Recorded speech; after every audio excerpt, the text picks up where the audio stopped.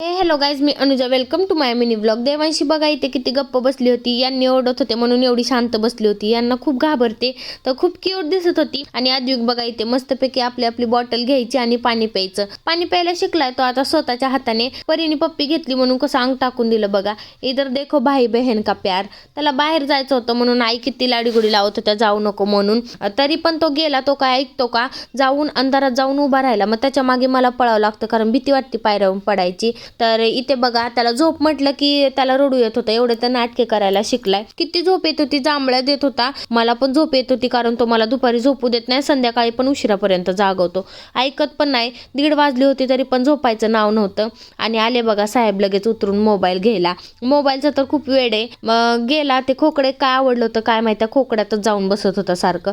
साहेबांना गरम होत असेल म्हणून शर्ट काढलं तरी पण झोपायचं नाव नाही. म्हटलं झोप बाबा, कधी झोपायचे. तर चला भेटूया नेक्स्ट व्लॉग मध्ये. बाय.